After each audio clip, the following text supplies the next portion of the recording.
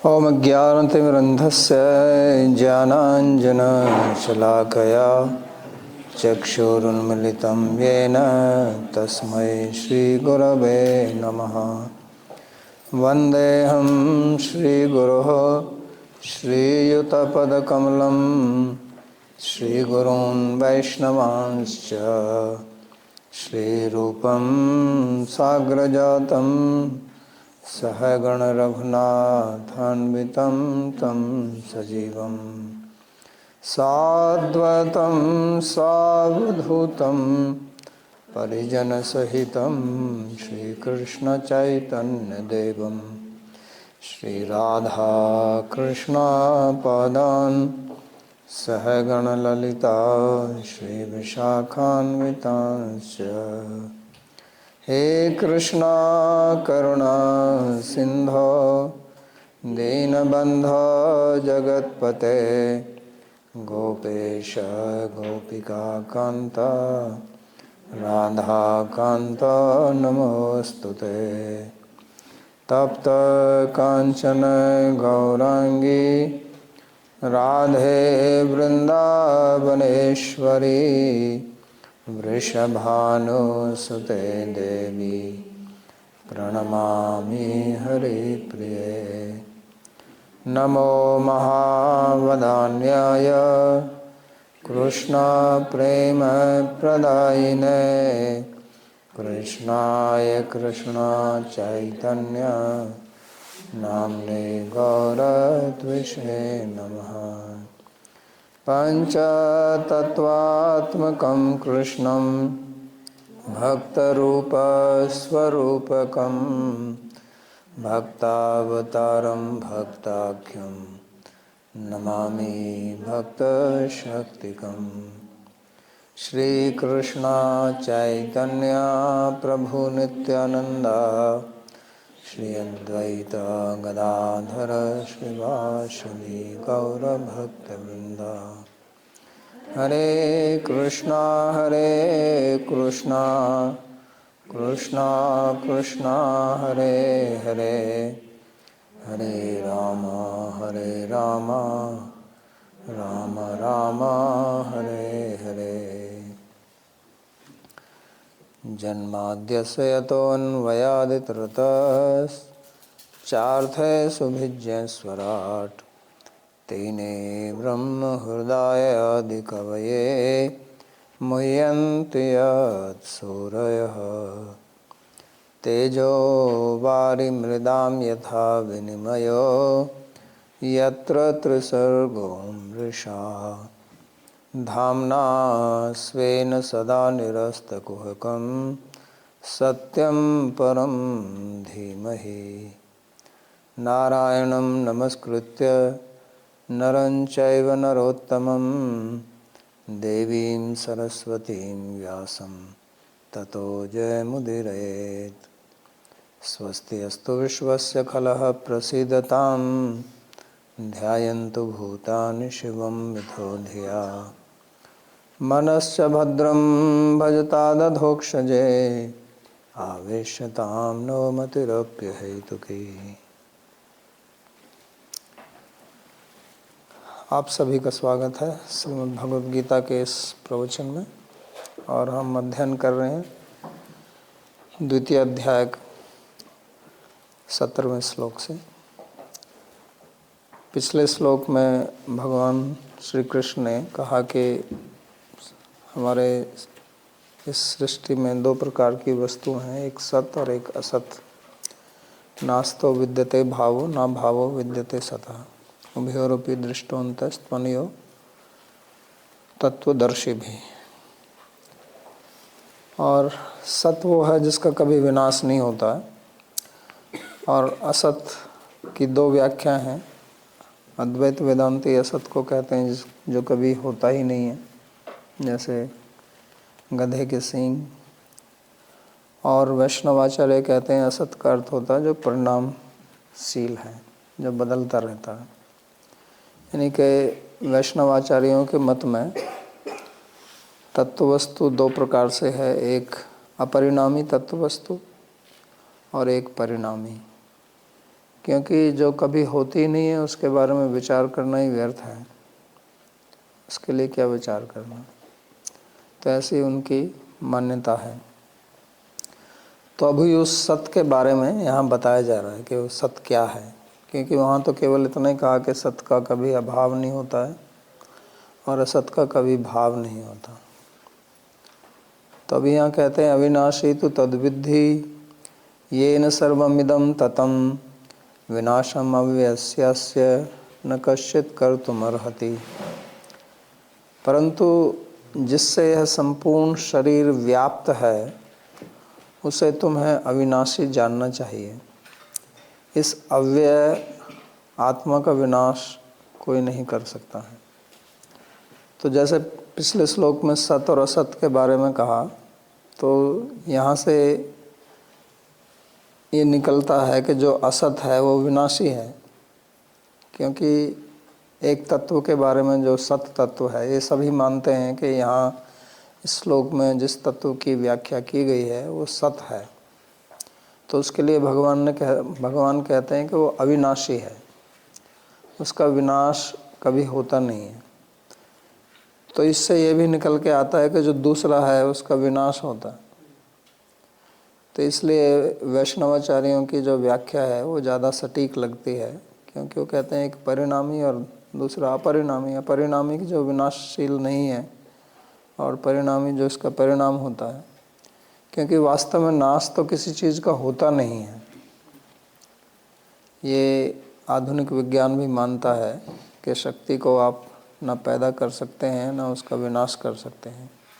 संस्कृत में विनाश या अविनाश शब्द जो है वो नश धातु से आता है, जिसको हम कहते हैं नष्ट हो जाना। लेकिन उस नश धातु का अर्थ होता है नश अदर्शने, कि जो हमारी दृष्टि से ओझल हो जाती है, जैसी थी पहले वैसे नहीं दिखाई देती है, उसको नाश बोलते हैं।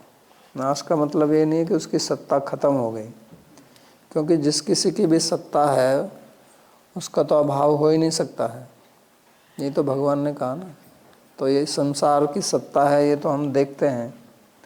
तो इसका मतलब ये सत्ता को हम विनाश नहीं कर सकते, इसमें परिणाम आ सकता है। और उसका पहले भी एक उदाहरण दिया था, देहिनोऽस्मिन् यथा देहे कौमारम यौवनम जरा तथा देहांतर प्राप्ति धीरज तत्र न मुह्यते। तो शरीर जैसे हमारा परिणामी है, उसी प्रकार संसार की वस्तुएं भी परिणामी हैं। तो हमारे जितने भी अनुभव हैं वो परिणामी वस्तुओं के ही हैं, लेकिन जो अनुभव करने वाला है वो अपरिणामी है।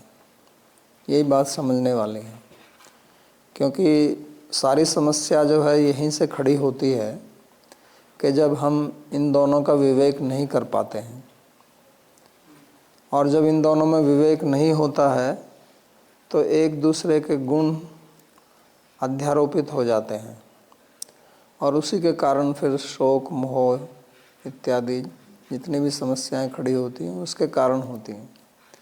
नहीं तो शोक होने का कोई कारण नहीं है। इसलिए भगवान ने अपना प्रवचन, अपनी शिक्षा यहीं से आरंभ की थी, अशोच्यानन्व शोचस्त्वम प्रज्ञावादस्य भाषा, कि जिसके बारे में तुमको सोच नहीं करना चाहिए, शोक नहीं करना चाहिए, उसके बारे में तुम शोक कर रहे हो। क्योंकि शोक तभी होता है जब कोई नित्य वस्तु है उसका विनाश ही संभव नहीं है, तो उसके बारे में शोक कैसे कर सकते हैं। शोक तो हम उसी के लिए करते हैं ना, हमारे पास में कोई वस्तु थी और उसका विनाश हो गया तो हम शोक करते हैं। और भय उसका होता है जब हमको लगता है कि हमारे पास में कोई वस्तु है और वो वस्तु चली जाएगी, तो फिर हम भयभीत होते हैं। तो ये शोक और भय दोनों का इलाज भगवान कर रहे हैं यहाँ पर। इसके लिए दवाई दे रहे हैं कि वास्तव में अगर आप इस बात को समझ लें कि एक वस्तु परिणामी है और जो परिणामी है उसके परिणाम को आप रोक नहीं सकते हैं, और जो अपरिणामी है उसको आप परिणामी नहीं बना सकते। जो विनाशशील है यानी कि जो परिणामी है उसको आप अविनाशी बना ही नहीं सकते हैं, चाहे जितना आप प्रयास कर लें। अभी बहुत इस विषय पर अनुसंधान चल रहा है कि हमारी आयु को किस तरह से अनंत बनाया जाए, कि हमारी मृत्यु ना हो, लेकिन ये संभव नहीं है, क्योंकि जो परिणामी है उसका परिणाम तो होगा ही। उसको आप लंबा कर सकते हैं या छोटा कर सकते हैं, वो भी एक परिणाम ही है, लेकिन उसको आप अनित्य को नित्य नहीं बना सकते, और जो नित्य है उसको अनित्य नहीं बना सकते। तो जब हम इस चीज़ को समझ लेते हैं, ये विवेक हमारे अंदर पैदा हो जाता है, उसी को पंडित कहते हैं, उसी को प्रज्ञावादी बोलते हैं। तो फिर शोक का कोई कारण नहीं रह जाता, क्योंकि जो परिणामी है वो उसमें तो परिणाम होगा ही। जैसे दिन और रात आते हैं और जाते हैं, तो इसमें कोई शोक नहीं करता। ऋतुएं आती हैं जाती हैं, इसलिए भगवान ने कहा ना ताम स्थितिक्षस्व भारत। तो इसलिए कहते हैं कि अविनाशी तु तद्विद्धि येन सर्वम इदम ततम। तो इदम का मतलब यहाँ इस शरीर से है। इदम शरीरम कौन्तेय इदमस्तु सन्निकृष्टम समीपतरवर्ती चैतदो रूपम अदसस्तु विप्रकृष्टम तत्परोक्षे विजानीयात्। संस्कृत में इदम, अदस और एतद 3 सर्वनामों का प्रयोग होता है, यह और वह। तो जो पास में होता है उसको इदम बोलते हैं। तो जैसे एक प्रकार से बता रहे हैं कि ये शरीर जो है, इसमें जो व्याप्त है, पूर्ण रूप से हर जगह व्याप्त है, उसका कभी विनाश नहीं होता है। लेकिन जिसके अंदर व्याप्त है वो विनाश हो जाता है उसका। तो जैसे आकाश है, तो आकाश जो है वो सब जगह व्याप्त है, उसका आप विनाश नहीं कर सकते। जैसे एक कमरा है, अंग्रेजी में कमरे को रूम बोलते हैं। रूम का मतलब होता है स्पेस। तो कमरा एक्चुअली स्पेस ही है और कुछ है नहीं, आकाश ही है। वो हमने दीवार खड़ा करके उसको एक सीमित कर दिया है।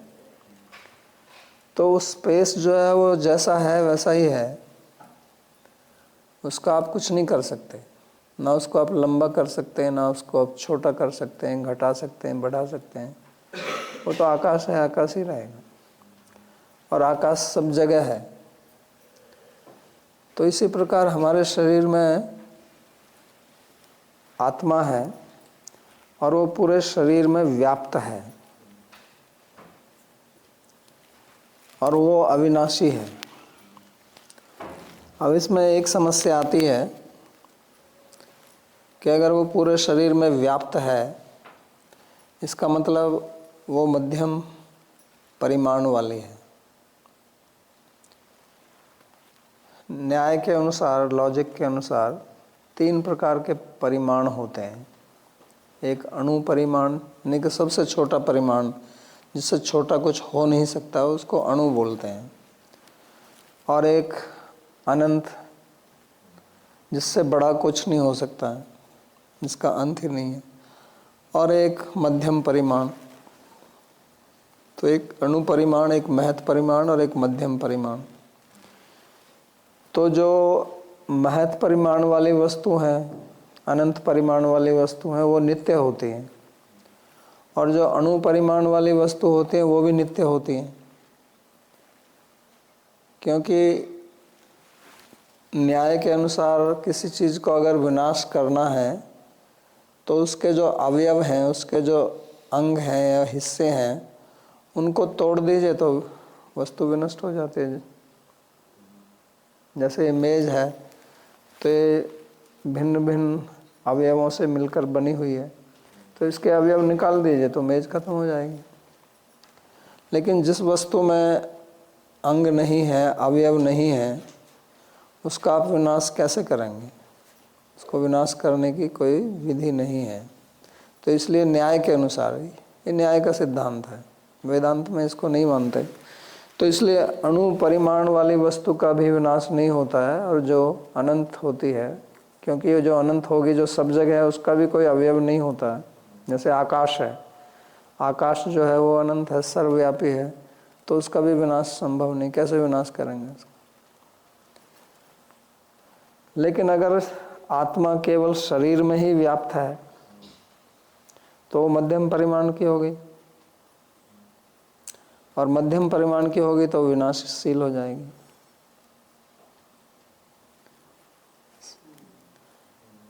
तो इसलिए दो सिद्धांत निकलते हैं यहाँ से, एक वैष्णवों का सिद्धांत, एक अद्वैतवादियों का सिद्धांत। अद्वैतवादी कहते हैं कि आत्मा जो है वो सर्वव्यापी है, मतलब आत्मा एक ही है, ब्रह्म ही सब है, और इस शरीर जो है उसने सीमित कर दिया उसको, तो वो एक सीमित आत्मा होगी। जैसे आकाश सब जगह है, आपने दीवार खड़ी कर दी तो वो एक कमरा बन गया, ऐसे दूसरे आदमी ने एक कमरा बना लिया, तो उसी आकाश के आपने विभिन्न विभाग कर दिए उपाधि लगाकर, इसको बोलते हैं उपाधि। तो उपहित आकाश उपहित ही आत्मा बन जाए। ब्रह्म की उपाधि लगने से जीव बनता है, उनकी ये व्याख्या है। लेकिन वैष्णव लोग इसको नहीं मानते हैं, वो कहते हैं कि आत्मा अणु है, क्योंकि शास्त्र में ऐसा लिखा है, एषो अणुरात्मा चेतसा वेदितव्यो, कि आत्मा अणु परिमाण वाली है और इसके चेतस मन से समझा जा सकता है। बालाग्रशत भागस्य श्रद्धा कल्पितस्य च सज भागो जीवो विज्ञेय सचनंत्याय कल्पते। बाल जो हमारा केश है उसके अग्रभाग को अगर आप 1000 भाग में बांटें तो उतना आत्मा। सो कहने का मतलब यह है कि अणु परिमाण वाली आत्मा है, और शरीर में व्याप्त जो है वो अपनी शक्ति से व्याप्त है। वो एक देश में ही स्थित है और अपनी जो चेतना शक्ति है उससे वो व्याप्त होती है। जैसे कमरे में बल्ब एक कोने में लगा रहता है लेकिन उसका प्रकाश पूरे कमरे में होता है, तो इसी प्रकार जो है आत्मा शरीर के हृदय देश में स्थित है, और वहाँ से उसका प्रकाश जो है वो, यानी कि उसकी चेतनता जो है वो पूरे शरीर में फैलती है। तो ये वैष्णव आचार्यों का मत है। तो इसलिए इसको समझना कि दो प्रकार से इसकी व्याख्या की जाती है। तो अविनाशी तो तद्विद्धि येन सर्वम इदम ततम। ततम का मतलब है व्याप्त। भगवान ने भी आगे कहा है, पुरुष स पर पार्थ है भक्त्या लभ्यस्त्वनन्या यशांत स्थानी भूतानि येन सर्वम इदम ततम मया ततम इदम सर्वम जगद अभिव्यक्त मूर्तिना। तो जैसे भगवान जो है पूरे जगत में व्याप्त हैं, ऐसे ही जीव जो है वो पूरे शरीर में व्याप्त है। तो अगर हम अपने शरीर को समझ लें तो उसी प्रकार जगत को भी समझा जा सकता है। यत यत अंडे तत्त पिंडे, ऐसा चरक संहिता में कहा है कि जो संसार में है वही हमारे शरीर में भी है। तो शरीर तो हमको उपलब्ध है, उसको अगर हम समझ लें तो संसार को भी समझ सकते हैं। तो जैसे हमारे शरीर में आत्मा की चेतनता व्याप्त है, इसका तो हमें सबको अनुभव होता है, उसी प्रकार भगवान अपनी शक्ति से पूरे जगत में व्याप्त है। तो ये जगत जो है ये भगवान का शरीर है। जैसे हमारा, हम इस शरीर को अपना शरीर कहते हैं, ऐसे उनका शरीर है ये, उसी को विराट पुरुष कहते हैं। जैसे हमारा शरीर जो है वो पैदा होता है, बढ़ता है, फिर परिणामी होके क्षीण होता है, मरता है, ऐसे जगत का भी सृष्टि होती है, बढ़ता है। विज्ञान भी कहता है कि फैल रहा है, अभी बढ़ रहा है, फिर एक समय आएगा जब ये सिकुड़ने लगेगा। तो वही प्रक्रिया है, जो हमारे शरीर की प्रक्रिया है वही संसार की भी प्रक्रिया है। तो इसमें आत्मा जो है वो अविनाशी है और शरीर जो है वो विनाशशील है। तो जैसे कपड़ा, उसमें धागा रहता है, या जैसे लकड़ी में अग्नि व्याप्त रहती है, तो उसी प्रकार ये व्याप्त है इसमें, लेकिन ये अपनी शक्ति से व्याप्त है और स्वयं जो है वो एक देश में ही स्थित है। तो इसका भी वर्णन आता है कि एक देश में स्थित होकर, जैसे अग्नि, विष्णु पुराण का श्लोक है कि जैसे अग्नि एक देश में स्थित होकर ही अपनी शक्ति को फैलाती है, उसी प्रकार आत्मा भी एक देश में स्थित है। तो एक विस्तार करता है। ततम शब्द जो है वो तनु विस्तारे धातु से बना है, यानी कि अपनी शक्ति का विस्तार करता है। और क्योंकि वो शक्ति का विस्तार करता है, अगर पूरे शरीर में ही होता वो, तो फिर जो ऐसे आजकल एनेस्थीसिया देते हैं, जब किसी का कुछ शल्य चिकित्सा सर्जरी करनी पड़ती है तो उसको इंजेक्शन लगा के उस हिस्से को चेतना शून्य बना देते हैं ना। तो अगर वो आत्मा ही होता सब जगह तो वो संभव नहीं था, पर क्योंकि आत्मा एक देश में स्थित है और उसकी शक्ति जो है पूरे शरीर में फैली है, तो एनेस्थीसिया जो देते हैं उस चेतनता को रोक दिया जाता है, क्योंकि वो शक्ति जो है वो प्राण के माध्यम से, खून के माध्यम से फैलती है, तो इसलिए उसका निराकरण संभव है। तो इससे भी ये बात प्रमाणित होती है कि जो वैष्णवाचार्यों का मत है वो ज़्यादा समीचीन लगता है, नहीं तो उसको हटाना कैसे संभव होता फिर। तो इसलिए ये सत वस्तु है। तो यहाँ से ये भी आता है कि जैसे ईश्वर अविनाशी है, वैसे जीव भी अविनाशी है। रामचरितमानस में भी कहा ना, ईश्वर अंश जीव अविनाशी। तो जीव जो है वो ईश्वर का अंश है, और जैसे भगवान अविनाशी हैं और चेतन है, ऐसे जीव भी अविनाशी और चेतन है। और जैसे भगवान संसार में व्याप्त हैं, मया ततम इदम सर्वम जगद अव्यक्त मूर्ति न, कि जगत पूरा मेरे से व्याप्त है, मेरी अव्यक्त मूर्ति से। अव्यक्त मूर्ति मतलब वही शक्ति, क्योंकि शक्ति जो है वो तो दिखती नहीं है। व्यक्त का मतलब जो हम अनुभव करते हैं, अव्यक्त जो नहीं करते हैं, तो वो अपनी शक्ति से ही व्याप्त हैं। उसी को उन्होंने अव्यक्त मूर्ति कहा, जो दिखाई नहीं पड़ती। उसी प्रकार आत्मा शरीर में व्याप्त है। और जैसे भगवान नित्य है, ऐसे जीव भी नित्य है। तो ये समझने वाली बात है, बहुत महत्वपूर्ण बात है। देखने में ऐसे लगती है और लोग बात भी करते रहते हैं, लेकिन अगर इसको हम ठीक से समझ लेंगे तो हमको फिर शोक और भय नहीं होगा। तो ये है सत वस्तु। उपनिषद में भी कहा है, नित्यो नित्यानाम चेतनश्चेतना नाम एको बहुनाम यो विदधाति कामन। यानी कि दो नित्य, नित्यो नित्यानाम कहा ना वहाँ पे। तो अगर एक ही नित्य होता, अगर केवल एक ब्रह्म ही होता, तो नित्यो नित्यानाम की संगति कैसे लगती फिर। तो इसका मतलब जीव अनेक हैं, आत्माएं अनेक हैं और ईश्वर एक है। तो अनेक नित्य आत्माओं में एक ईश्वर है और वो सब दोनों ही चेतन है, चेतनस चेतना नाम। तो परम चेतन है और हम क्षुद्र चेतन है। और एको बहु नाम, इन बहुतों में वो एक है, विदधाति कामन, और हमारी जो कामनाएं हैं वो पूरी करते हैं।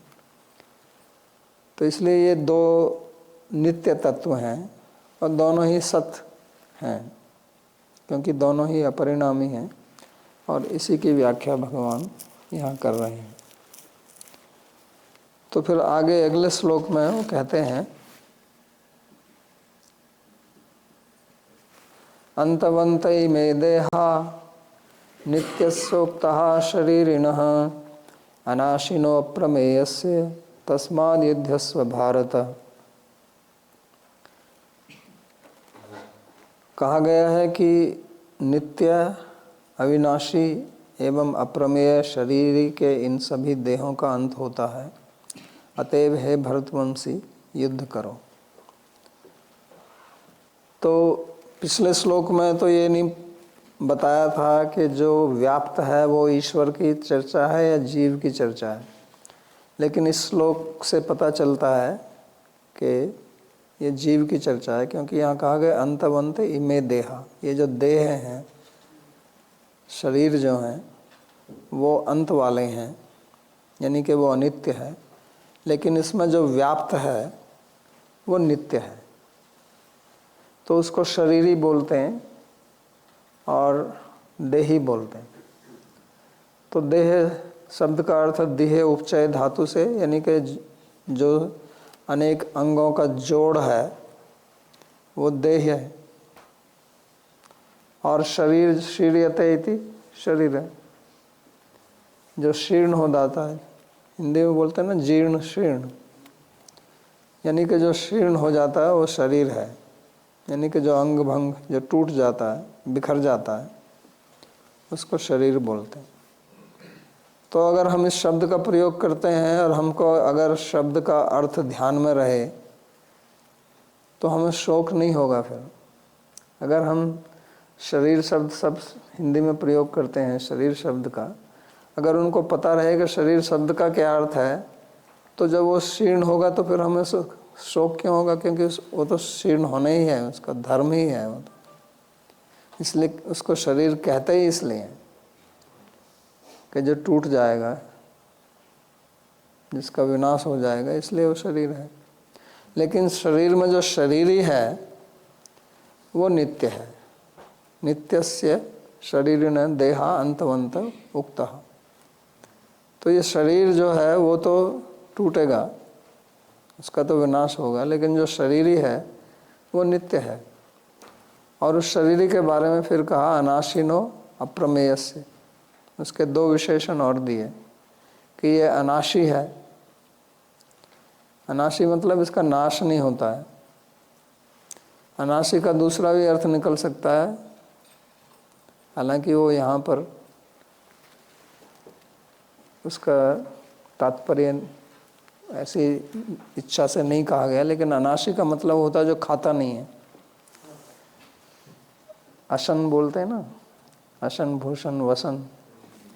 तो अशन तमेतम वेदानुवचनेन ब्राह्मणा विविदिशन्ति तपसा ब्रह्मचर्येण तपसा अनाशकेन। ऐसा उपनिषद वाक्य है कि ब्राह्मण लोग इसको जानने की इच्छा करते हैं, ब्रह्म को तपस्या करके ब्रह्मचर्य से, और अनाशकेन मतलब बिना खाए। तो अनाशीन है ये, यानी कि ये खाता नहीं है और इसको भी कोई खा नहीं सकता है, इसलिए तो अनाशी है ना। क्योंकि जब हम खाते हैं तो आत्मा थोड़ा ही खाता है। अगर आत्मा खाता तो बड़ा हो जाता खा खा के।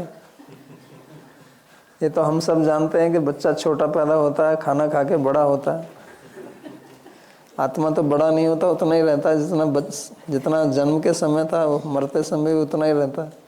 इसलिए तो खाता नहीं है, इसलिए अनासी न है। और बगैर खाए रहता है। तो इससे ये कहने का मतलब ये है कि जितना भी सुख दुख, जितना भी अनुभूति होती है हमको, ये सब आत्मा के भार ही है। इच्छा द्वेष सुखम दुखम संघात चेतना धृति इति क्षेत्रम समासेन सविकारम उदाहृतम। भगवान आगे 13वें अध्याय में कहते हैं ये बात कि जितना भी इच्छा द्वेष सुख दुख, ये सब शरीर में ही होता है, आत्मा में नहीं होता। आत्मा तो असंग है, असंगो ही अयम पुरुष। भगवान को भी तो इसलिए संसार में रहते हुए कुछ सुख दुख नहीं होता ना। लोग ये प्रश्न करते रहते हैं ना कि अगर भगवान है तो संसार में इतना दुख है, तो इसका दूर क्यों नहीं करते हैं। तो है तो सही, पर वो उनको नहीं होता है, जैसे आत्मा को नहीं होता है। लेकिन हम में और उनमें अंतर इतना ये है कि हम जो है इस शरीर को अपना मान लेते हैं, अध्यारोप करते हैं। यही समस्या का कारण है। अविद्या के कारण हम सोचने लगते हैं कि ये शरीर मेरा है या मैं शरीर हूँ। अविद्या अस्मिता राग द्वेष अभिनिवेश पंचक्लेश।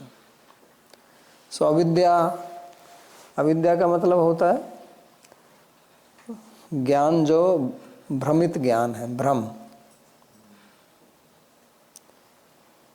तो उसमें जो नित्य है, अनित्य को नित्य मानना, शरीर जो है वो अनित्य है, यही कह रहे हैं यहाँ पर अंतवंत। लेकिन इसको हम नित्य मान लेते हैं। हम सोचते हैं कि मृत्यु तो होगी ही नहीं, मृत्यु मतलब ये शरीर तो कभी छूटेगा नहीं, ऐसे ही काम करते हैं ना। इसको भूल जाते हैं कि एक दिन इसको छोड़ के जाना ही पड़ेगा, क्योंकि हम ये है ही नहीं। अगर हम शरीर होते तो मृत्यु ही ना होती, क्योंकि हम तो नित्य हैं।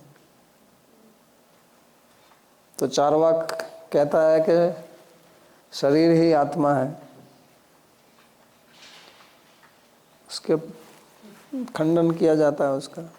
शरीर अगर आत्मा है, रात को सोते हैं आप, सपने आते हैं तो कौन देखता है? शरीर तो आपको कुछ ध्यान नहीं रहता, सुषुप्ति में चले जाते हैं, सपने भी नहीं होते, तब कौन रहता है उस समय? अगर आत्मा ना हो तो मैं, आँख मेरी पुस्तक को देखती है, हाथ उसको लेने जाता है, तो जो उसको लेने गया है उसने तो देखा नहीं है, और जिसने देखा है वो ले नहीं सकता है। तो इससे पता लगता है कि दोनों के पीछे कोई एक है जो दोनों से संबंध रखता है। तो आत्मा को मानना पड़ेगा ना। तो ये चार्वाक जो कहता है शरीर ही आत्मा है, तो सिद्ध करके दिखाओ कि आप वहाँ पे देखते हैं गुलाब जामुन, फिर हाथ कैसे चला जाता है वहाँ पे? क्योंकि हाथ ने तो देखा नहीं ना, हाथ ने सूंघा उसको, नाक ने सूंघा, आँख ने देखा, फिर हाथ कैसे गया लेने के लिए? तो इसका मतलब उनके पीछे, दोनों के पीछे कोई एक बैठा हुआ है। तो इसलिए ऐसा नहीं है कि आत्मा नहीं है। बुद्ध वाले कहते हैं कि आत्मा अनादि है लेकिन अंत हो जाता है उसका। वास्तव में वो आत्मा मानते नहीं है, वो चित्त कोई आत्मा मानते हैं, पर वो अनादि मानते हैं, फिर निर्वाण हो जाता है, फिर कुछ रहता नहीं। ये उनकी मान्यता है। जैन वाले क्या कहते हैं? जैन कहते हैं कि आत्मा जो है वो घटती बढ़ती रहती है। आत्मा जब चींटी में जाती है तो चींटी जितनी हो जाती है, क्योंकि पहले कहा ना ये न सर्वम इदम ततम। तो वो कहते हैं कि जितना बड़ा शरीर उतनी बड़ी आत्मा। फिर चींटी का जन्म हाथी होगा तो आत्मा को बड़े हो जाना पड़ेगा, तो इसलिए आत्मा परिणामी हो जाएगी ना उनकी, घटती बढ़ती रहती है। ऐसा जैन मत है, लेकिन यहाँ गीता में ऐसा नहीं है। तो ये आत्मा जो है वो अविनाशी है और ये असंग है। इसके ऊपर सुख दुख इत्यादि, शोक मोह, इनका कोई असर नहीं पड़ता है। तो फिर हम सुखी दुखी क्यों होते हैं? तो उसका कारण है ये अध्यास। अध्यास का मतलब होता है कि या उपाधि या अध्यारोप, ये शब्दों का प्रयोग किया जाता है कि एक वस्तु जब दूसरी समझ ली जाए। एक वस्तु जैसे रस्सी है, तो रस्सी को आप सांप समझ लें गलती से, तो है तो वो रस्सी, और रस्सी कभी सांप बनने वाली नहीं है, और सांप कभी रस्सी नहीं बनने वाला है।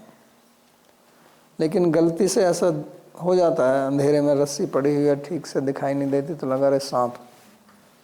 अगर वो कहीं बगीचे में पड़ी हो रस्सी टेढ़ी मेढ़ी, तो शाम के समय वो सांप दिखेगा आपको, और हवा चल रही हो तो थोड़ी हिलती भी नजर आएगी,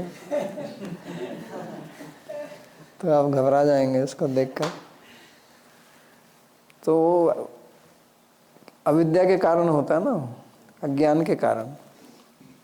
अगर वहाँ प्रकाश होता तो आपको रस्सी रस्सी दिखती।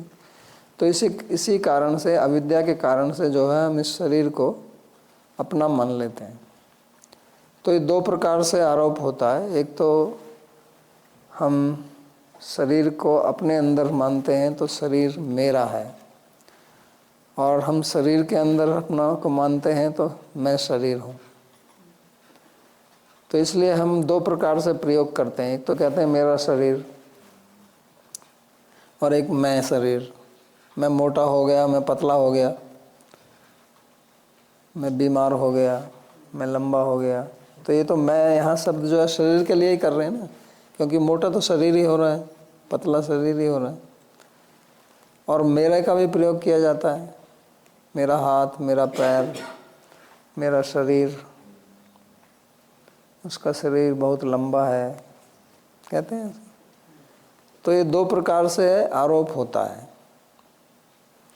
तो वास्तव में वो दोनों अलग अलग ही रहते हैं, लेकिन अविद्या के कारण उनको एक मान लिया जाता है। जैसे अगर ये स्फटिक या ग्लास, क्रिस्टल रखा हुआ है और क्रिस्टल के पास में कोई आप वस्तु रख दें रंगदार, एक फूल रख दें मानो लाल रंग का, तो लाल रंग का फूल जो है उस क्रिस्टल में प्रतिबिंबित होता है, तो क्रिस्टल आपको लाल दिखाई पड़ेगा। तो क्रिस्टल तो लाल हुआ नहीं है, लाल रंग है तो फूल का, लेकिन अब वो क्रिस्टल में दिख रहा है। तो वास्तव में क्रिस्टल में लाल रंग है नहीं, लेकिन वो दिखता है। तो इसको बोलते हैं अध्यारोप या अध्यास। तो आप जब भी देखेंगे तो आपको लाल दिखेगा। मानो आपको फूल दिखाई नहीं दे रहा, फूल दूसरी तरफ रखा हुआ है, तो आपको लाल रंग का दिखाई देगा, लेकिन वो है नहीं। तो वो हमारे अज्ञान के कारण ऐसा होता है। आप चश्मे पहनते हैं, उसमें अगर हरे रंग का है तो चीज़ें हरी हरी दिखाई देंगी, तो चीज़ें तो हरे रंग की हैं नहीं, वो आपके चश्मे का जो रंग है वो उनके ऊपर आरोपित हो गया है, तो उस रंग की दिखाई देती हैं। तो इसी का नाम है अध्यास, इसी को उपाधि बोलते हैं। उपाधि का मतलब उप माने समीप, समीप में। जैसे राष्ट्रपति, उपराष्ट्रपति मतलब पास वाला, उसके नेक्स्ट। और आधि जिसका उस पर धारण किया जाए, जो पास वाली वस्तु के गुण उसमें धारण किए जाते हैं, तो वही उपाधि कहते हैं। तो आत्मा जो है वो नित्य है और शरीर अनित्य है। लेकिन जब आत्मा अपने आप को शरीर मानने लगता है तो उस शरीर को नित्य बनाना चाहता है। फिर ये हमारे अंदर ऐसी इच्छा क्यों होती है कि मैं कभी ना मरूं? किसी ने तो इसकी ट्रेनिंग नहीं दिया ना, स्कूल में तो नहीं कहा ना कि आपको कभी मरना नहीं चाहिए, या आप बैठ के उसका मंत्र जप करते हैं फिर आपके अंदर ये भाव आया। ये तो सबके अंदर रहता है, चींटी के अंदर भी है, मच्छर के अंदर भी है। मच्छर काट रहा है, पास में जाओ दौड़ उड़ जाता है ना, फिर वो क्यों उड़ जाता है? मरना नहीं चाहता है वो भी। तो ये भाव कहाँ से आया है? ये क्योंकि आत्मा वास्तव में नित्य है। अंतवंत में देहा नित्यस्य उक्तः शरीरेण, शरीर ही नित्य है और शरीर जो है वो अनित्य है। लेकिन जब नित्य जो है अपने आप को अनित्य से एकाकार कर लेता है तो वो उसको भी नित्य बनाना चाहता है, स्वाभाविक। लेकिन वो कभी बन नहीं सकता है, वो तो बन नहीं सकता है ना। जैसे फूल जो है वो क्रिस्टल के पास में रखा है, तो क्रिस्टल तो कभी लाल बन नहीं सकता है। लेकिन अगर फूल कहे कि इसको मैं लाल बना के ही छोड़ूंगा, तो बनेगा नहीं। और लाल रंग तो उसका अपना है। तो नित्य गुण तो आत्मा का है, लेकिन वो उसको शरीर में देखना चाहता है वो। तो इसी में लगे रहते हैं पूरा। अब कितनी रिसर्च इसी के ऊपर चल रही है, अनुसंधान चल रहा है, करोड़ों रुपया खर्च किया जाएगा कि आत्मा को, इस शरीर को नित्य कैसे बनाया जाए। लेकिन ये बनेगा नहीं।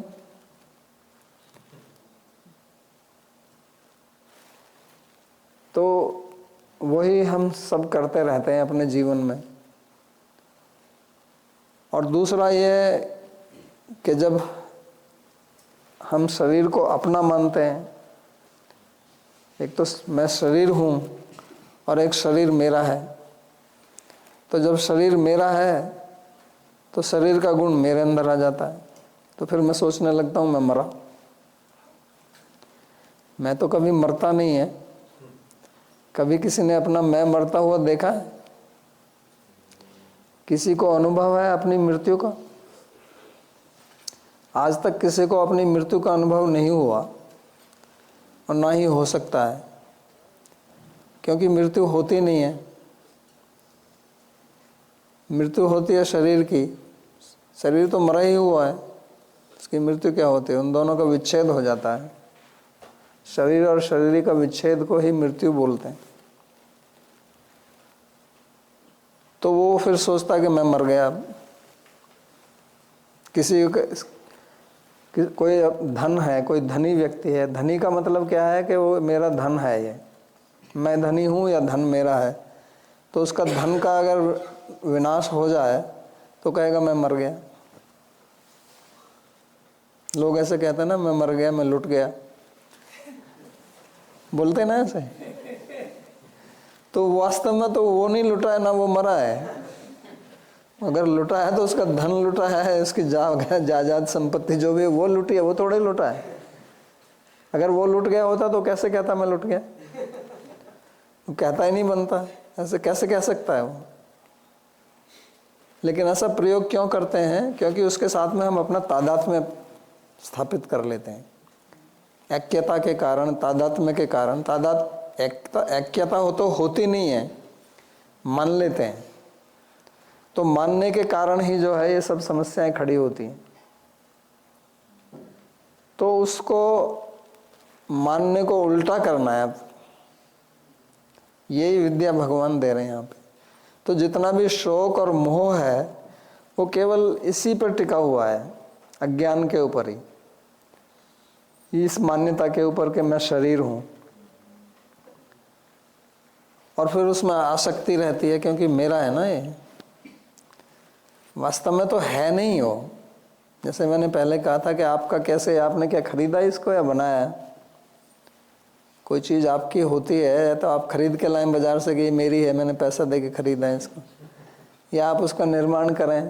जैसे आपने मकान बनाया तो मेरा मकान, या आपने कुछ खरीदा कि मेरी कमीज, मेरा बैग, तो आपने ना तो इस शरीर को खरीदा ना बनाया है, तो आपकी कैसे हो गई? लेकिन अज्ञान के कारण हम मानते हैं ऐसा। कोई आपको दे दे तो भी आपकी हो जाती है। कोई आपको एक कमीज भेंट कर दे तो कहते हैं मेरी हुई। ऐसे भी नहीं है कि शरीर किसी ने भेंट किया हो हमको, हम कहीं खड़े हुए थे, किसी ने आके दे दिया, ले भाई ये शरीर ले ले तो ऐसा भी नहीं है। तो ये केवल मान्यता ही है ना कि ये मेरा है, और कुछ नहीं है। तो जब तक ये मान्यता रहेगी तब तक हम शोक और मोह में पड़े रहेंगे। तो इसलिए वहीं से हुआ था ना, धृतराष्ट्र ने जो कहा माम का कि मकुर्वत, माम का मेरे, तो वो मोह मोह मोह ही आपको अंधा करता है। धृतराष्ट्र क्यों है वो अंधा? मतलब जो देखता नहीं है ठीक से, उसी को तो अंधा बोलते हैं। अंधे का मतलब जो ठीक से, जिसको दिखता नहीं है, लेकिन जो अविद्या में है, अज्ञान में है, वो भी तो अंधा ही है तो रस्सी, उसको आप सांप देख रहे हैं तो ये भी तो अंधापन है ना। तो माम का पांडवश्चैव किम अकुर्वत संजय। तो अर्जुन के अंदर भी वही मोह पैदा हो गया, मेरे सब ये चाचा, मेरे ताऊ, मेरे भाई, मेरा गुरुजी, मेरे दादाजी, मेरे पितामह, इससे कैसे मैं युद्ध करूंगा, कैसे करूंगा? तो भगवान उसी के ऊपर प्रहार कर रहे हैं, वो जो मेरा मेरा मेरा। इसको समझना आवश्यक है। पहले अध्याय में जितना भी वो बात हुई थी और हमने इस पर काफी विस्तृत चर्चा की थी, वो सब मेरे को लेकर थी। वो जो आसक्ति, तो उस आसक्ति को यहाँ भगवान काट रहे हैं अभी ज्ञान रूपी तलवार से। तो इसको समझना बहुत आवश्यक है। और अध्यात्म मार्ग यहीं से आरंभ होता है। अध्यात्म का यही मतलब होता है। आत्मनि अधिकृत्य वर्तते इति अध्यात्म। जो आत्मा संबंधी ज्ञान है वही अध्यात्म है। तो इसलिए कहते हैं कि अंतवंत इमे देहा नित्यस्य उक्ता शरीरिण। तो शरीरिण एक वचन है और देह बहुवचन है, देहा। शरीर में षष्ठी विभक्ति एक वचन है, नित्य से षष्ठी विभक्ति एक वचन, और देहा ये प्रथमा विभक्ति बहुवचन। तो शरीर ही तो एक ही है, आत्मा एक है, देह बहुत है, क्योंकि एक देह के बाद दूसरा देह मिलता रहता है उसी को, वो घूमता रहता है। जैसे सन्यासी लोग घूमते थे ना पहले, आज यहाँ ठहर गए, कल वहाँ ठहर गए, फिर कहीं ठहर गए, तो उनका कोई एक ठिकाना नहीं होता था पहले, इसलिए उनको परिव्राजक कहने का मतलब यही था। आजकल जो परिव्राजक आचार्य बोलते हैं तो उनका अपना कोई नियत वास्थान नहीं रहता। तो ऐसे ही आत्मा चलती रहती है, आगे कहेंगे ना, सर्वगत स्थानो रचलो एवं सनातन। तो जाती है एक शरीर से दूसरे शरीर में, इसलिए अनेक शरीरों में आत्मा वही है। आत्मा न घटती है न बढ़ती है, लेकिन उसके शरीर बदलते रहते हैं, इसलिए वो उनको कहा अनाशिन है। और दूसरा जो है वो कहते हैं अप्रमेय, अप्रमेयस्य। तो प्रमेय बोलते हैं जो हमारे ज्ञान का विषय होता है। तो संस्कृत में ये शब्द हैं, पहले आरंभ में जो मैंने प्रवचन दिए थे गीता आरंभ करने से पहले, उनमें भी ये समझाया था कि प्रमा, प्रमाता, प्रमाण और प्रमेय, चार चीजें हैं। प्रमा बोलते हैं ठीक ज्ञान को, क्योंकि ज्ञान दो प्रकार का होता है, एक प्रमात्मक एक भ्रमात्मक। एक वो ज्ञान जो सही है, जैसे ही वस्तु है उसको वैसा ही जानना, तद्वती तत्प्रकारकम ज्ञानम प्रमा। और भ्रम उसको बोलते हैं जो चीज़ है नहीं उसको वैसा समझ लेना, तद्वती तत्प्रकारकम ज्ञानम भ्रम और अप्रमा। और ज्ञान का विषय होता है हमेशा, ज्ञान कभी निर्विषय नहीं होता। ज्ञान मतलब उसका किस विषय में, किस विषय का ज्ञान है। कोई कहे कि ये बड़ा ज्ञानी आदमी है, कहते हैं ना कि बड़ा ज्ञानी है, तो ज्ञानी का मतलब किस विषय का ज्ञान है उसको। किसी एक विषय का होगा, दो विषय का होगा, कुछ विषय तो होगा ना उसका। खाली कहे जो ज्ञानी है, काहे का ज्ञान है भाई इसको, वो तो हमें पता नहीं है, तो फिर कैसे पता कि ज्ञानी है। तो वो जो विषय होता है उसको बोलते हैं प्रमेय, यानी कि जो प्रमा से जाना जाए उसको बोलते हैं प्रमेय। और वो जो ज्ञान होता है वो प्रमा, और जिससे उसको जाना जाता है वो प्रमाण, और जो जानने वाला होता है वो प्रमाता। तो यहाँ भगवान कहते हैं कि आत्मा जो है अप्रमेय है। अप्रमेय का मतलब यहाँ ऐसा नहीं है कि इसको बिल्कुल आप नहीं जान सकते हैं। प्रमेय का मतलब जो ज्ञान का विषय, अप्रमेय का मतलब जो ज्ञान का विषय नहीं है। तो कहने का मतलब यह है यहाँ पर कि इसको हम जैसे दूसरी वस्तुओं को हम अपनी इंद्रियों से जानते हैं, ऐसा हम इसको नहीं जान सकते। ये हमारे इंद्रियों का विषय नहीं है, अतीन्द्रिय है, इसलिए अप्रमेय कहते हैं। नहीं तो उपनिषद में ही कहा है कि शौणो आत्मा चेतसा वेदितव्य, आत्मा वारे द्रष्टव्य, श्रोतव्य, मंतव्य, निधिध्यासितव्य। उपनिषद ही कहता है कि इसको देखिए, आत्मा को वेदितव्य, इसको जानना चाहिए, अनुभव करना चाहिए। लेकिन उसका प्रमाण अलग है। हमारे यहाँ जो प्रमाण है वो आँख, नाक, कान, त्वचा, जीभ, ये 5 प्रमाण हैं। इन्हीं से हम ज्ञान प्राप्त करते हैं, इसको प्रत्यक्ष प्रमाण बोलते हैं। तो यहाँ इसको जानने की विधि अलग है, इसलिए उसको यहाँ अप्रमेय कहा। और अप्रमेय का कहने का मतलब ये भी है कि ये ही जानने वाला है। ये जानने वाला मतलब इसके बगैर आप जान नहीं सकते हैं। तो अनाशिनो अप्रमेयस्य, और क्योंकि अप्रमेय है इसलिए लोग इसको जानते नहीं हैं। हम सब आत्मा है, किसी को बताना थोड़ी पड़ेगा कि आप हैं। अपना अनुभव तो सभी को होता है ना। ऐसा तो कोई नहीं कह सकता कि मेरे को अपना अनुभव नहीं है, मैं नहीं हूं, ऐसा कोई नहीं कह सकता। तो मैं हूं ये तो सब जानते हैं मेरी सत्ता क्या है, लेकिन मैं क्या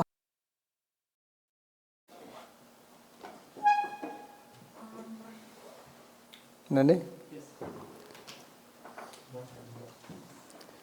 ब्रेक के लिए खेद है। हमारा कैमरा गर्म हो गया।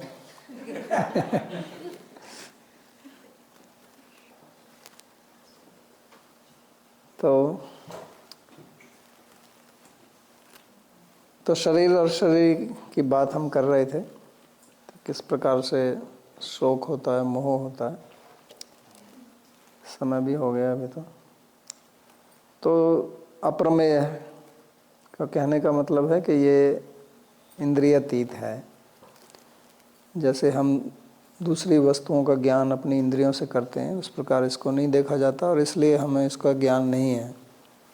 लेकिन इसका मतलब ये नहीं कि हमें बिल्कुल कुछ भी ज्ञान नहीं है। इतना तो हम सभी जानते हैं कि मेरी अपनी सत्ता है और उसी के अनुसार हम व्यवहार भी करते हैं। और जब हम सुषुप्ति अवस्था में होते हैं, जो स्वप्न विहीन निद्रा है, तो उसमें उस समय भी हमारी सत्ता रहती है। उस समय ना शरीर से हमारा संबंध रहता है, ना मन से संबंध रहता है, लेकिन फिर भी हमारी अपनी सत्ता रहती है। लेकिन उस समय हमको अपने ज्ञान नहीं होता है, क्योंकि आत्मा जानने के लिए कुछ भी उसको कारण चाहिए, इंद्रियां चाहिए, उसके बगैर वो नहीं जान सकता। तो उसकी अपनी सत्ता तो रहती है, लेकिन सत्ता का उसको ज्ञान नहीं होता और उसको सत्ता को किसी भी प्रकार से प्रकट नहीं कर सकता है शब्दों में। उसके लिए कोई शब्दावली का प्रयोग नहीं होता। तो ये सब भगवान फिर कहते हैं कि तस्माद् युद्धस्व भारत। असली बात पे आते हैं कि इसलिए हे भारत, भारत कहने का मतलब कि आप तो विद्वान व्यक्ति हैं, भा ज्ञान को कहते हैं, और आप वैसे भी काफ़ी पांडित्य झाड़ रहे थे पहले अध्याय में। तो इसलिए इस बात को आप समझिए और युद्ध कीजिए। क्योंकि युद्ध के लिए क्यों कह रहे हैं वो लोग? प्राय कहते हैं कि भगवान युद्ध के लिए उकसा रहे हैं। ये बहुत बार भगवान कृष्ण के ऊपर आरोप लगाया जाता है। आजकल के जो आधुनिक युवा हैं वो भी कहते हैं ऐसे। ये प्रश्न मेरे से बहुत बार पूछा गया कि भगवान युद्ध के लिए क्यों उकसा रहे हैं उसको। वो तो अर्जुन तो बेचारा शांतिपूर्ण व्यक्ति है। नहीं, अर्जुन शांतिपूर्ण था तो ये युद्ध के मैदान में क्या है, वहाँ भंडारा खाने के लिए थोड़े आया था। वो तो लड़ने के लिए आया था। वो तो उसका रथ हाँकने के लिए उनको कहा था अर्जुन ने कि मेरा आप रथ हाँकिए, क्योंकि भगवान कुशल हैं रथ हाँकने में भी, वो सब विद्या जानते हैं। तो लड़ने के लिए तो अर्जुन आया था, भगवान थोड़े आए थे लड़ने के लिए। भगवान ने तो मना कर दिया था कि मैं लड़ूंगा नहीं। भगवान के पास तो अर्जुन गया था कि आप हमारी सहायता कीजिए, हमारी तरफ से लड़िए आप। तो उन्होंने तो मना कर दिया था कि मैं नहीं लड़ूंगा। तो वो थोड़े ही लड़वा रहे, वो तो खुद स्वयं लड़ने आया था। और पहले अध्याय में हमने पढ़ा ही था, प्रवृत्ते शस्त्र संपाते धनुरुद्यम्य पांडव, कि अर्जुन ने तो अपना धनुष उठा लिया, मरने के लिए तैयार थे। फिर कहने लगा रथम स्थाप्य म्यच्युत सेनयोरभ्योर मध्य, मेरे दोनों सेनाओं के बीच में रथ को खड़ा कीजिए। तो वो तो उसकी बात मान रहे हैं। तो वो तो उसकी जिस काम को करने के लिए वो आया था उसी के लिए कहने कि भाई अब तेरी समझ आ गया, अब कर उसको, जिसके लिए तू आया। मेरे को भी यहाँ खींच कर लाया बेकार में, हम मेरी भी बेइज्जती कराएगा। बेइज्जती होगी ना, कहेंगे देखो ये भी गए थे इनके साथ में। तो जिस काम के लिए आए थे उसमें कीजिए। तो युद्धस्व का हमारे जीवन में कहने का मतलब ये है, गीता में जो हुआ वो तो ठीक है, हमारे लिए इसका क्या संदेश है कि हमारे जीवन में भी इस प्रकार की समस्याएं आती रहती हैं, जो हम अविद्या अज्ञान के कारण नहीं समझ पाते हैं, और नासमझी के कारण फिर हम जो है गलत निर्णय लेते हैं, और जो कार्य हमको करना चाहिए वो हम नहीं करते हैं या नहीं कर पाते हैं। तो वो भगवान कह रहे हैं यहाँ पर कि आप जब भी अपने किसी कार्य में रत हों तो फिर किसी अविद्या से विचलित मत होइए। जो व्यर्थ की आसक्ति आपको विचलित करती है उससे विचलित नहीं है। जो आपका कर्तव्य कर्म है उसको कीजिए। युद्ध करने का मतलब जो आपका कर्तव्य कर्म है, जिसके लिए आपको नियुक्त किया गया है, उसको कीजिए। फिर उसमें बहानेबाजी मत बनाइए। लोग बहानेबाजी बनाते हैं। सेवा में भी ऐसे ही होता है। किसी को कुछ सेवा करने के लिए दे दो तो वो करेगा ही नहीं, उसको कुछ बहाना निकाल के लगाएगा, मेरे पास टाइम नहीं है, ये हो गया वो हो गया। वो कुछ है नहीं ऐसा। तो इसलिए वो कहते हैं कि युद्ध कीजिए। वो युद्ध करने के लिए हमारे पूर्व मीमांसा में विधि होती है। अपूर्व विधि, नियम विधि, परिसंख्या विधि, 3 प्रकार की विधि। तो विधि का मतलब जो किसी करने के लिए कुछ कहा जाए तो वो तो इसका अनुवाद मात्र कर रहे हैं। विधि तो पहले हो चुकी है। अर्जुन ने ही उनको लड़ने के लिए लाया था कि रथ चलाओ, वो तो उसको याद दिला रहे हैं। इसलिए वो कुछ हिंसा विंसा नहीं कर रहे हैं। इस बात को नहीं समझने के कारण लोग उन पर ये आरोप लगाते हैं। जैन लोग, जैन धर्म में अर्जुन, भगवान कृष्ण जो है मरने के बाद में नरक गए, क्योंकि जैन का धर्म जो है हिंसा का धर्म है। तो उन्होंने हिंसा करवाई, इसलिए वो नरक में। उनके पुराणों में ऐसी कथा है, वो भी नरक में है। महात्मा गांधी जी जो हैं वो भी जैन से धर्म से प्रभावित थे, इसलिए उनका अहिंसा उन्होंने भी चलाया। गीता के बड़े भक्त थे वो, लेकिन वो कहते थे कि वास्तव में कोई ऐसे लड़ाई वड़ाई हुई नहीं है, ये केवल विचारों की लड़ाई है। क्योंकि वो मान ही नहीं सकते थे, गीता को नकार भी नहीं सकते थे। गीता से उनको बहुत इंस्पिरेशन मिला, प्रभावित हुए इससे, और जब भी उनका मन विचलित होता तो गीता पढ़ते थे। लेकिन कहते थे ये मिथक है, वास्तव में ऐसा कोई महाभारत जैसा युद्ध हुआ नहीं। क्योंकि वो भी इसको पचा नहीं पाए कि ऐसा संभव है। तो लेकिन ऐसा नहीं है, ये एक ऐतिहासिक तथ्य है और अभी तो इसके बहुत प्रमाण मिल गए हैं आर्कियोलॉजी से। बागपत एक जगह है कुरुक्षेत्र के पास में, वहाँ ऐसे बहुत प्रमाण मिले हैं, ये एक्सकेवेशन जो किए उन लोगों ने। तो ऐसा नहीं है कि ये युद्ध केवल प्रतीकात्मक है, प्रतीक भी है इसमें हमारे लिए, हमें अपनी शिक्षा लेनी है। लेकिन भगवान हिंसा और अहिंसा दोनों से ऊपर हैं। लोग जो है एक को पकड़ के बैठ जाते हैं, हिंसा को पकड़ के, लेकिन केवल हिंसा से भी काम नहीं चलता है। जब दूसरा आदमी हिंसक होगा तो आपको भी हिंसक होना पड़ेगा। इसलिए भगवान हिंसक नहीं है, लेकिन हिंसा से घबराते भी नहीं है। जब उसकी आवश्यकता पड़ती है तो उसको भी करते हैं। इसलिए तो चक्र वक्र लेके रहते हैं ना। अगर गांधी जी तो कोई बंदूक लेके नहीं चलते थे ना। अगर भगवान कृष्ण भी अहिंसक होते तो ये चक्र वक्र काहे को रखते हैं, वो उसकी क्या जरूरत है। तो वो ना हिंसक है ना हिंसक है, इन दोनों से परे हैं। लेकिन जो स्थिति है, कर्तव्य है, उसमें पीछे नहीं हटते हैं, उसको करते हैं। तो यही भगवान हमको सिखा रहे हैं। नहीं तो क्या होता है कि हम अविद्या के कारण, अज्ञान के कारण, आसक्ति के कारण जो कार्य हमको करना होता है वो नहीं कर पाते हैं। शोक में, मोह में, सुख दुख, जैसे पहले कहा कि सुख जो आता है वो भी एक प्रकार की व्यथा है।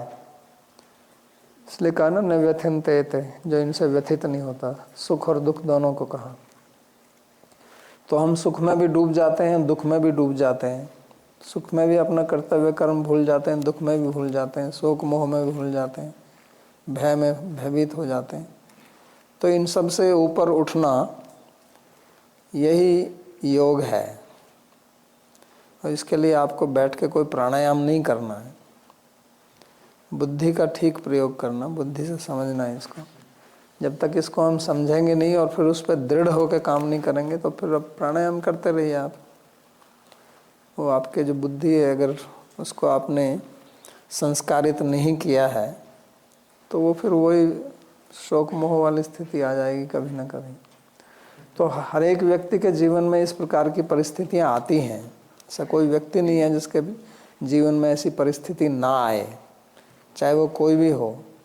लेकिन उस परिस्थिति को किस प्रकार से हमें लेना है, उस परिस्थिति में हमको क्या करना है, क्या निर्णय लेना है, वो इस पर निर्भर करता है कि हमारी मानसिक स्थिति कैसी है।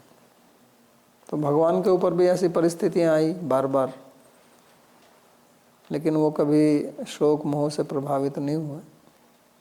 तो वही शिक्षा हमको दे रहे हैं। तो जैसे कहा कि जीव जो है वो भगवान का ही अंश है, भगवान भी कहेंगे मवै वंशो जीव लोके जीव भूत सनातन। तो इसलिए जैसे वो प्रभावित नहीं होते हैं तो हमको भी ऐसा ही होना चाहिए, और वो ऐसा ही चाहते हैं, और इसी के लिए शिक्षा दे रहे हैं। तो आज का प्रवचन यही समाप्त करते हैं। किसी को कोई प्रश्न पूछना हो तो पूछ सकते हैं। नवदीप जी पूछते हैं कि आत्मा यानी जीव क्या आई को प्रदर्शित करती है? इसका क्या मतलब है कि सुख और दुख, राग और द्वेष आत्मा के बाहर स्थित है? वास्तव में सुख दुख कौन अनुभव कर रहा है? क्योंकि शरीर जो कि जड़ है इसका अनुभव नहीं कर सकता है। तो आई जो है वो आत्मा के लिए प्रयोग करते हैं, लेकिन इस समय हम उस आई का प्रयोग केवल आत्मा के लिए नहीं कर रहे हैं, आत्मा प्लस शरीर दोनों को मिला के करते हैं। इसको बोलते हैं मिली जुली सरकार। आजकल मिली जुली सरकार का बहुत फैशन है ना, अनेक पार्टियां एक साथ मिलकर सरकार बनाती हैं। तो ये मिली जुली सरकार है। तो आई शब्द का या मैं शब्द का या अहम शब्द का जो प्रयोग करते हैं वो आत्मा प्लस अपना मन बुद्धि शरीर इन सब को लेकर किया जाता है। सुख दुख की अनुभूति शरीर में ही होती है, लेकिन कौन करता है? वो जो आई मिली जुली सरकार ही करती है उसको। शरीर तो मृत है, लेकिन इस समय तो मृत नहीं है ना। ये तो कहा ना, ये न व्याप्तम इदम ततम, उसमें चेतनता का संचार किया हुआ है। जैसे कमरे में अंधेरा है लेकिन बल्ब लगा दो तो उसका प्रकाश आता है ना। तो प्रकाश कमरे का अपना नहीं है, बल्ब का है, लेकिन है तो प्रकाश उस समय। तो इस समय चेतनता है शरीर में, और उस चेतनता के कारण जो है वो शरीर में हमारा जो अहंकार है, भौतिक अहंकार, वो अनुभव करता है उसको। लेकिन उसके साथ में आत्मा का अहंकार भी मिला हुआ है, लेकिन आत्मा को कुछ नहीं होता उससे।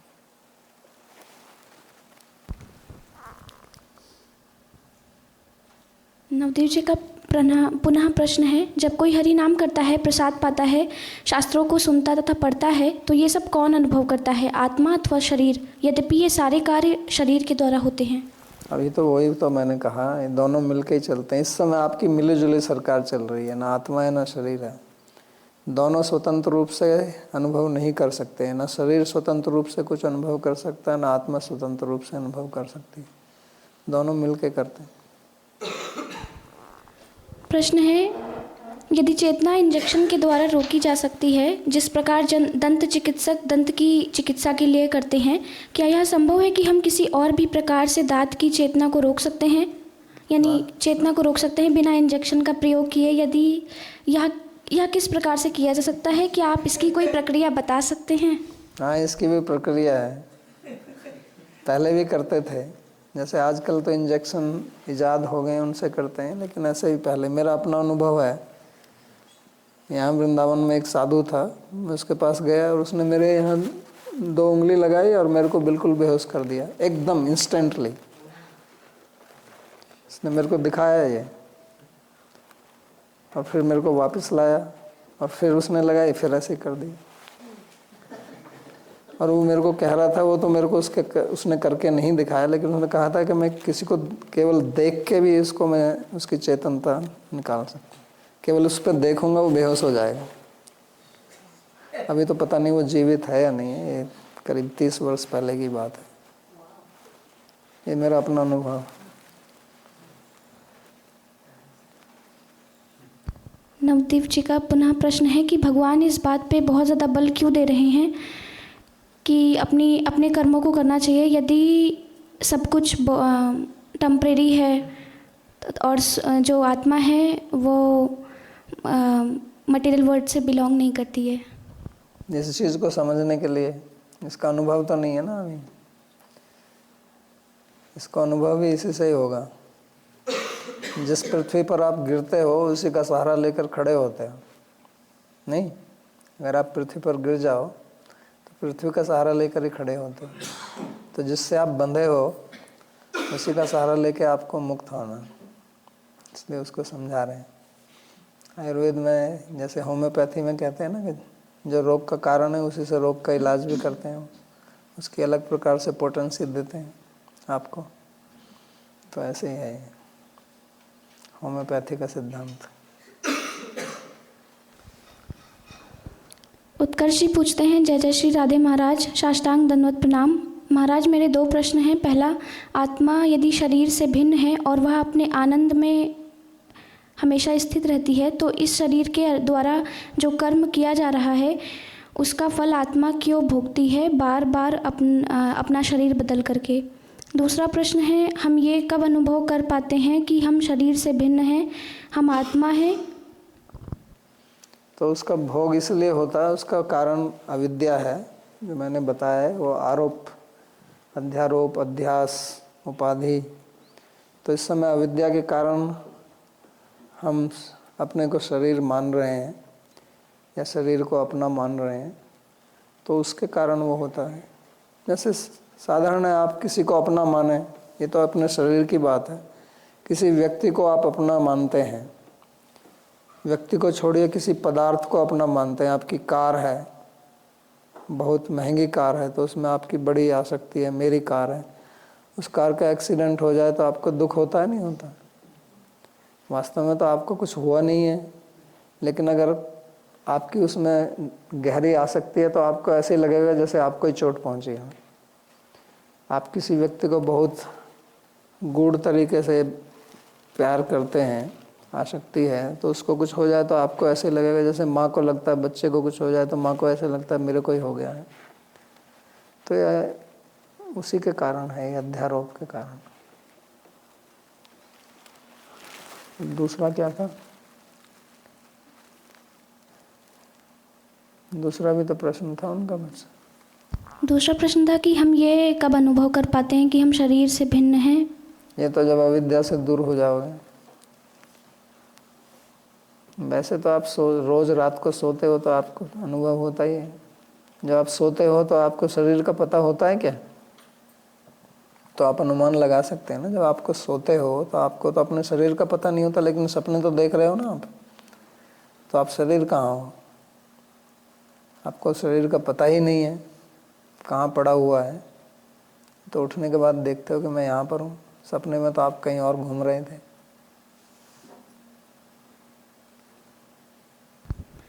प्रश्न है, राधे राधे महाराज, मन की, बुद्धि की और अंतरात्मा की आवाज़, ये तीनों अंदर से आती है, इनके अंतर को कैसे पहचाने?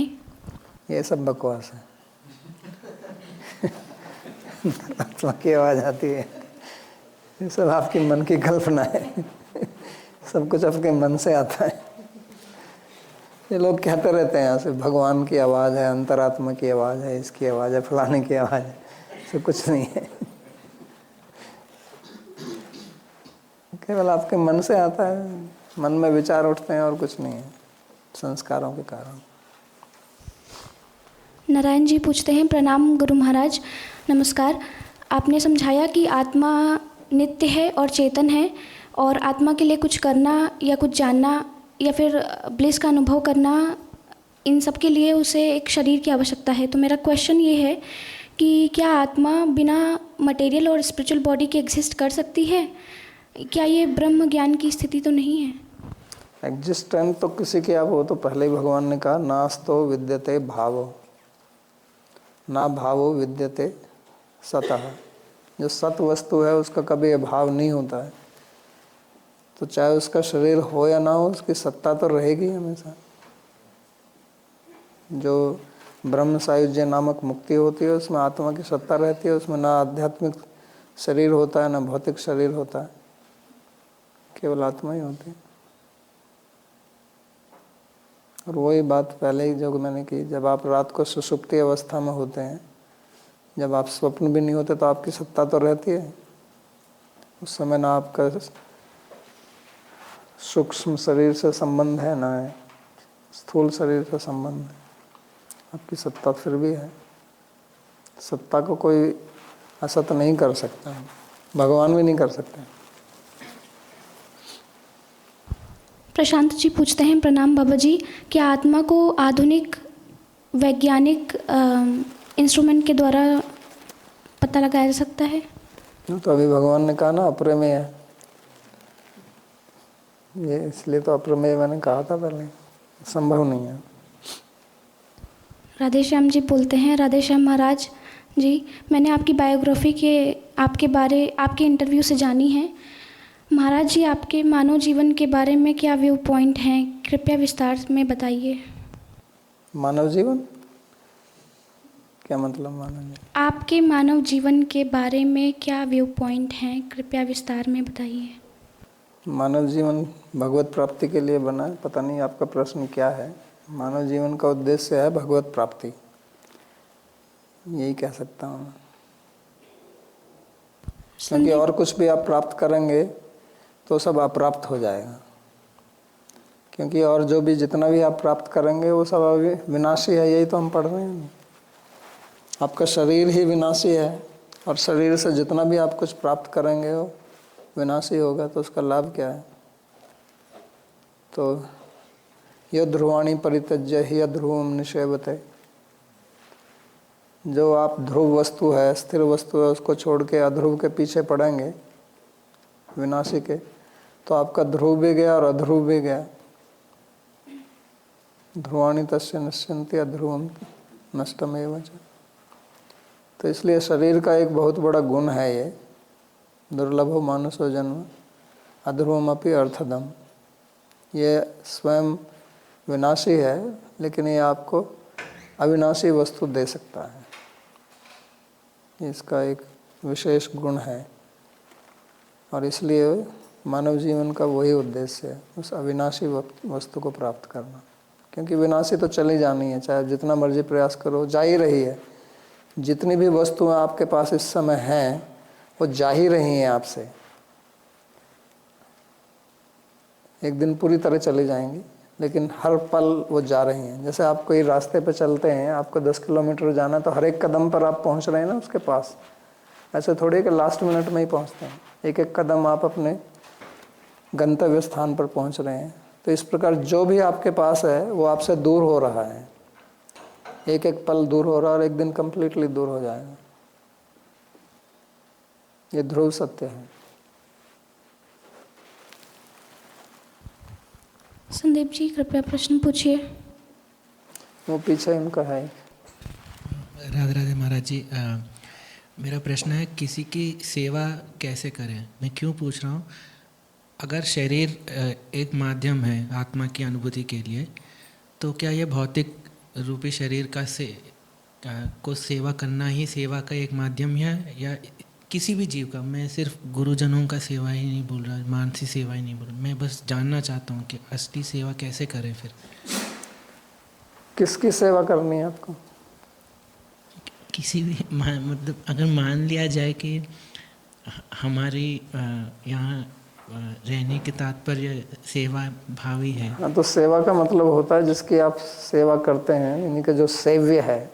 सेव्य माने जिसकी सेवा करनी है आपको, उसके अनुकूल कार्य करना, जिससे उसकी प्रसन्नता हो, जिससे उसको सुख पहुँचे, तो उस तरह से करना। तो आप किसकी कर रहे हैं ये तो मेरे को पता नहीं। मानो आपको गाय की सेवा करनी है, तो ये देखना कि भाई गाय को क्या आवश्यकता है, किससे इसकी प्रसन्नता होगी, उस तरह का कार्य करना, वही सेवा है। आपको माँ बाप की सेवा करनी है तो उनकी क्या आवश्यकता है, वो आवश्यकता पूर्ति करना, उनसे बात करना, तो यही सेवा, यही सेवा धर्म होता।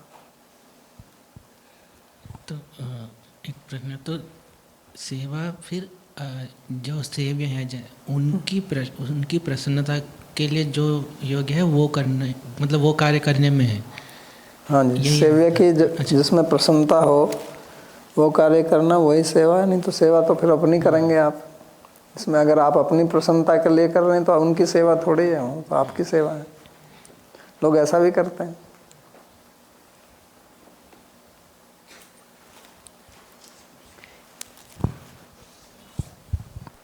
Is there difference between Avinashi and Anashi? There is no difference. अविनाशी और अनाशी में क्या अंतर है? कोई अंतर नहीं। दोनों शब्द का प्रयोग किया है यहाँ पे, अविनाशी अनाशी। नस धातु का नए प्रत्यय लगा के शब्द बना, उसमें भी उपसर्ग लगाने। और किसी का कुछ है? प्रश्न है कि आपने अभी कहा कि हमारे मन से आवाज़ आती है, नहीं आती है, और पिछली कक्षा में आपने बोला था कि हमें अंदर से मैंने कहा कि मन से ही आती है, जो भी आप जो अंतरात्मा कह रहे हैं, बुद्धि कह रहे हैं, ये कह रहे हैं, वो कह रहे हैं, वो सब मन से ही आता है। मैंने ये नहीं कहा कि मन से आवाज़ नहीं आती। जितने भी आपके विचार हैं, अनुभव हैं, वो सब मन में होते हैं। अंतरात्मा किसको कहते हैं आप? अंतरात्मा तो आत्मा ही है, और अंतरात्मा क्या है? वो आत्मा तो कुछ बोलती नहीं है, उसके अंदर जीव नहीं है, उसके अंदर मन नहीं है, वो तो केवल एक चेतनता का स्रोत है। चेतनता आती है उससे शरीर में। तो ये जितने भी विचार सरणी है, विचारधारा, ये सब मन में चलती है। वो यही कहना चाह रहे हैं कि ये आत्मा से नहीं आती है, मन से आती है। मन से ही आती है। हाँ, लेकिन आपने पिछली कक्षा में कहा था कि एक हमारे अंदर एक इनर वॉइस भी होती है, जब हम उनसे नहीं सुनते हैं तो वो फिर आना बंद हो जाती है। तो वो मन ही है, वो इनर वॉइस और कुछ नहीं है। आपके मन में ही आता है जो भी आता है। इनर वॉइस मन की ही है। सब जितना भी, चाहे इच्छा हो, चाहे विचार हो, चाहे और कुछ अनुभूति, वो सब मन में ही होती है। लेकिन वो उसका कारण जो है, वो तुम्हारे पुराने संस्कार होते हैं, उससे आती है। संदीप जी, कृपया प्रश्न पूछिए। प्रणाम बाबा जी महाराज। मेरा क्वेश्चन ये है कि आत्मा का ज्ञान देने के बाद भगवान अर्जुन को कह रहे हैं कि युद्ध करो, मतलब जिस काम के लिए आए हो वो करना है तुम्हें। लेकिन ये बात तो धर्म के सिद्धांत पे भी कही जा सकती थी कि आप क्षत्रिय हो, आपका क्षत्रिय धर्म है युद्ध करने के लिए, जो भी युद्ध के लिए ललकारे या युद्ध की परिस्थिति आए तो युद्ध करने के लिए। लेकिन जब ये आत्मा का ज्ञान दिया गया तो एक पॉसिबिलिटी ये भी है कि आदमी कोई भी व्यक्ति आत्मा का ज्ञान उसे दिया जाए तो वो पूरा डिटैच हो जाए कि मैं मतलब सन्यासी वाली स्थिति में चला जाए। तो ऐसा किस लिए कि आत्मा का ज्ञान देते हुए फिर वापस ड्यूटी पे लाया जा रहा है। सन्यासी का मतलब क्या है? आप सन्यास ले लें। सन्यासी का मतलब ये कि वो बोले कि उसके मन में ऐसे विचार है कि मेरे को ड्यूटी भी क्या करनी है, अल्टीमेटली मेरे को भगवत प्राप्ति करनी है, तो मैं जंगल में जाके अपना ध्यान मगन ये सब करना। हाँ, ऐसा आए तो ठीक है, करे, लेकिन ऐसा आए तो सही। अर्जुन ने तो नहीं कहा ऐसा। अब ये तो आपकी कहानी है, अगर आप कर सकते हो ऐसा तो करो। पर कोई ऐसा आपने कहीं देखा है? कहीं देखा है आपने ऐसा होते हुए? आपके साथ हुआ है क्या ऐसा?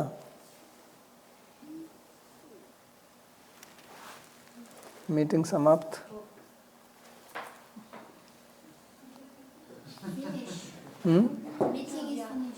ओके,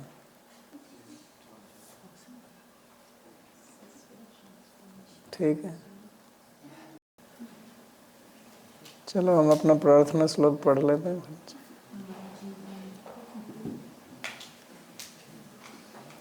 सर्वोपनिषदो गावो दोग्धा गोपाल नंदनः पार्थो वत्सः सुधीर भोक्ता दुग्धं गीतामृतं महत् एकं शास्त्रं देवकी पुत्र गीतम् एको देवो देवकी पुत्र एव एको मंत्रस्तस्य नामानि यानि कर्माप्येकं तस्य देवस्य सेवा कार्पण्यदोषोपहतः स्वभावा पृच्छामि त्वां धर्मसम्मूढचेतः यच्छ्रेयसात् निश्चितं ब्रूहि तन्मे शिष्यस्तेऽहं साधिमां त्वां प्रपन्नम् यत्र योगेश्वरः कृष्णो यत्र पार्थो धनुर्धरः तत्र श्रीर्विजयो भूतिर्ध्रुवा नीतिर्मतिर्मम कृष्णाय वासुदेवाय देवकी नंदनाय च नंदगोपकुमाराय गोविंदाय नमो नमः नमः पंकजनाभाय नमः पंकजमालिने नमः पंकजनेत्राय नमस्ते पंकजांघ्रये भवे भवे यथा भक्तिः पादयोस्तव जायते तथा कुरुष्व देवेश नाथस्त्वं नो यतः प्रभो नाम संकीर्तनं यस्य सर्वपाप प्रणाशनं प्रणामो दुःखशमनस्तं नमामि हरिं परम् हरि ओम तत्सत्।